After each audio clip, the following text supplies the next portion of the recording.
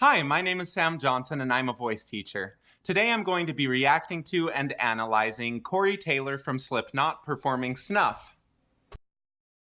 This video is sponsored by Drop, formerly known as Mass Drop, and their HD58X headphones. As a voice teacher who primarily teaches online, I use headphones all day. These headphones have an open back, which means that the sounds from the room are able to get through to my ear just as well as the sound from my headphones. If I am not able to hear myself speaking or singing in the room while I'm using the headphones, they're basically worthless to me.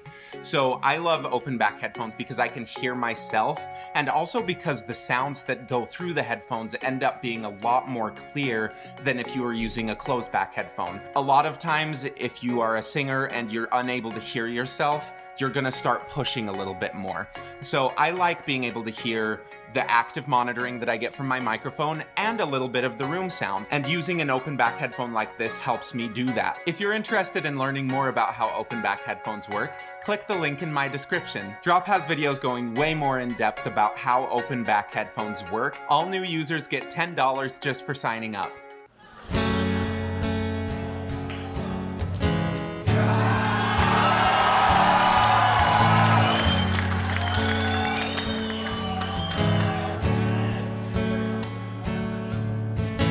Bury all your secrets in my skin. Come away with innocence, leave me with my sins. The air around me still feels like a cage. I'm hearing a little bit of tension in his voice, but sometimes tension is what gives us a unique sound, to be completely honest. And if we strip away all tension, you will sound like yourself still, but it doesn't have quite as much of the same style that I think some people are looking for. And so you'll see some singers introduce elements of tension in order to get the kind of sound that they want. So I'm hearing a little bit of it creep in, which is kind of worrisome because it's so low in volume so far. I don't think it's anything that we really need to start worrying about, but that's the first thing that my mind goes to is if this becomes a problem later, then we can go back to this beginning part that's supposed to be easier, make sure that it is as easy as possible, which for most people includes stripping away some of that extrinsic muscle tension. And then when you go on further, the place where that problem manifested might be better because you prepared for things better. Love is just a camouflage. And it's not severe.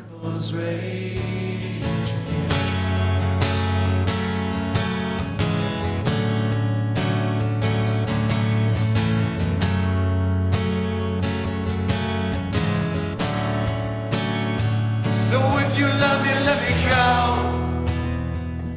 Run away before I know. My heart is just too dark to care. What I really like the tension that I'm hearing is from not perfect vowels, which I tell a lot of people to try to get it more spoken. If we're able to get our vowels to be more spoken and our phrases more spoken, it usually becomes better than what we try to make happen. Right now, I'm hearing him use that kind of spoken place, which has some lazy vowels, like some vowels that are going a little bit wide, some that are a little bit shallow. He's not creating a ton of pressure from his torso, a ton of lung pressure that would make this awful. Like, he's just letting it be an easy sound. So who cares if the vowels aren't completely perfect, because it's in an area of the range where he has this option, and it doesn't need to be like perfect technique to still work. One reason that you might try to make the technique as perfect as you can in these lower areas is then you don't need to change anything when you start going higher. He is singing this so easy that I think that even if when he sings higher or he sings louder or he sings with some other stuff, it probably won't over-pressurize. A really common thing is people start thinking that they already need to be way too engaged and then they have nowhere to go in the song. I think that he's preparing himself so that he doesn't have a ton of pressure right now. When he goes, he can start singing into this a little bit more because he's created all of this space to start exploring with the song rather than using up dynamic space and just like intensity at the beginning of the song, leaving you nowhere to go. I can't destroy what is in there. Deliver me into my fate. If I'm alone, I cannot hate. I don't deserve to have you. my smile was taken long ago. If I can change, I hope I'll never know. He looks really relaxed in his jaw when he starts adding in that distortion, which makes me think that it's probably a really healthy way to start distorting. Another thing that you notice, if when someone adds in distortion, if they start looking completely different, like it looks like they're pushing like crazy or something, or they suddenly have to flex all of their muscles or something like that, those are indicators that the sound that you're creating isn't going to be super sustainable just by viewing it. I would assume that that feels pretty easy for him, that he doesn't feel a ton of sensation. So to me, that seemed like he was applying distortion in a way that is super sustainable.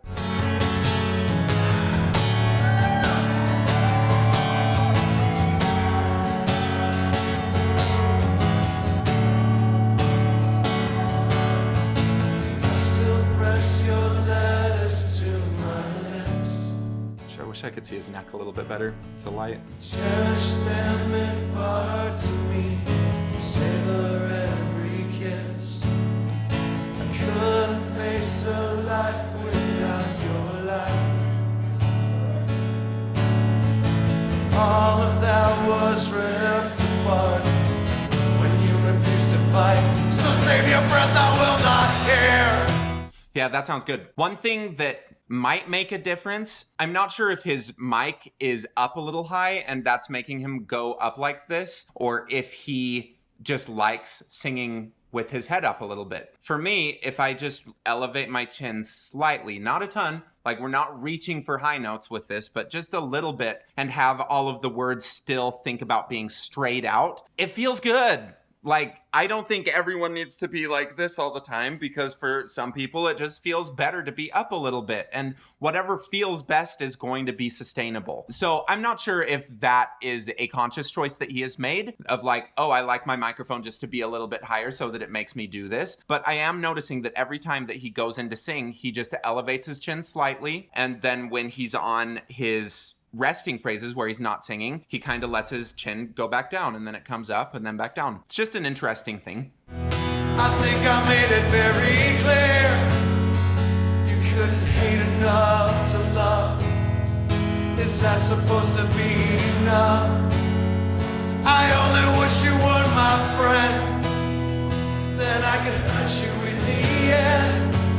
His E vowels are a little tight for me. I would want to see if he can kind of relax those E's, just because every time he goes the, and it seems to add a little bit of extra compression that I'm not hearing anywhere else in his voice. So when we're working with people who use extreme sounds and stuff, finding little places that might throw you off for a second and relaxing those can help you stay in the groove a little bit more. Again, like, he has sung this so many times, I'm sure, that even though he has that slightly compressed E vowel, he then goes to the next vowel and it's fine again. It's not making the next one like super compressed just because he did the one before. But for people singing along with it, you haven't done that as much. There's a much bigger chance that you are going to that smaller compressed E sound, holding on to that compression when you open it up, and then start building in tension into your sound. So that's why I just think that if you can start from the beginning, looking for a place that never feels tense and that never has that compression, then you don't have to strip it away later. Then it's not like a question that you have to ask, and it can just be a matter of maybe introducing some to create the sound that you want, as long as you're sure that it's a place that's good. But if you're able to start with a kind of clean slate of voice where you can just make sounds and you sound pretty much the same all the way through your range, and it's boring, like if you go for a boring clean slate first, that's where you can really paint with good colors.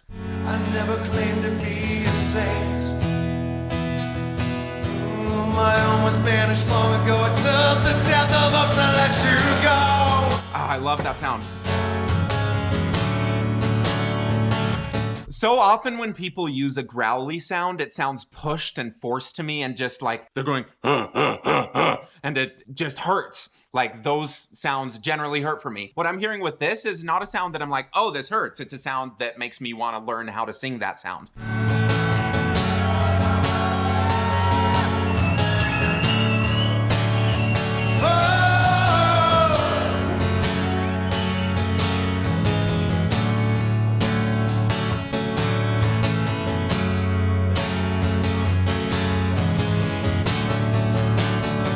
So So break yourself against my stones and spit your pity in my soul.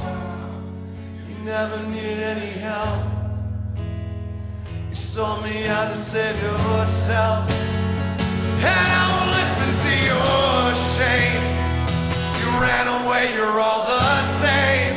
So he's gone up to that F sharp twice now, which is just at the high end of the first bridge for most people. So a bridge is an area in the voice where there is a kind of change that happens. So for most people, when they're singing lower notes, when they're singing bigger lower notes, they'll feel it more in their chest. And you can kind of do an exploration of this on your own by putting your hand on your chest, because we just don't have a ton of nerve endings there to like feel it usually, but we have a ton in our hands, so it's easy to feel things with your hands, who would have thought? But you put that there and then you suddenly start feeling it vibrate. That's why people call it chest voice. As he starts going up, that's a moment where it maybe the vibration changes, where it's not primarily in the chest and it slightly moves up into your head a little bit. It just changes slightly. And these bridges or passaggi are in similar spaces for everyone of the same voice type. And that's where voice typing can be kind of useful, I guess, is if you know that you have a bigger voice, you might bridge a little bit earlier and those changes will happen a little bit earlier. And so just being aware of where these changes happen in your voice can help you approach them well or just treat them well. So that was right at the top part of his bridge where I would assume that the feeling starts shifting a little bit more into his head. He used a kind of wider vowel, but it didn't sound like pulled chest to me. So I think that he just backed off so that it wasn't like pulling all this weight up, and then he was using that more pulled chest vowel, but it didn't pull chest that much. So that's where it shows even more that like maybe he just has this really nice understanding of his voice and he's putting these weird sounds on top of it and kind of just stretching his limits. If someone who has never sang before approached that sound in the same way, my assumption would be they'd just pull chest up and they wouldn't be able to go very much higher at all. It's like once you know the rules a little bit, you can bend the rules and make it fit exactly what you're looking for. But trying to go for some of these extreme sounds or like extreme vowel shapes while you're not very confident in your voice might just lead to a little bit of chaos. Angels lie to keep control.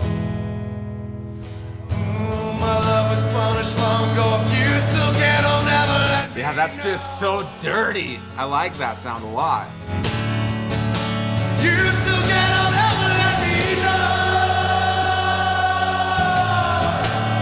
That time he went up to the A, he started with the U on the F sharp, which kind of narrowed things, where the way he approached it the first time was closer to an but more of like a rounded The second time it went a little bit wider, This time U, it kind of encouraged him to go up into that place, but he had enough hold on that it didn't let go. It was a really nice mix to ooh, actually. And then when he opened up, he was past that bridge. So bridges are usually hard to sing around. And once you get through the bridge, it's usually like a easier place. So it sounded like he was able to get through that bridge. He moved up into this higher area of his voice, and then he was able to open it up again. He backed away from the mic, which I thought was another cool effect because it was like he was diminuendoing without actually needing to build that into his voice. So there's a lot of little things that he's doing that are encouraging a easy sound and an interesting sound from the side of the person watching it.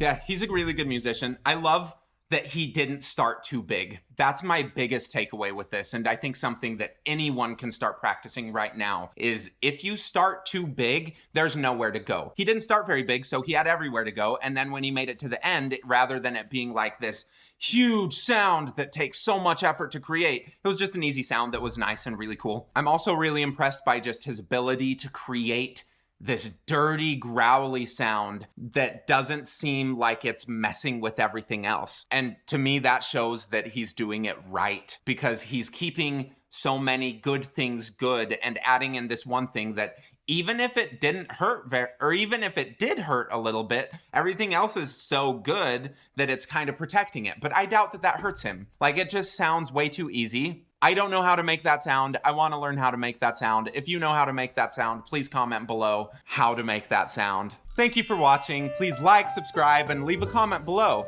If you're interested in learning more about open back headphones, which you should be because it's interesting, go check out the website that is linked in my description. And thank you again so much for watching. Bye!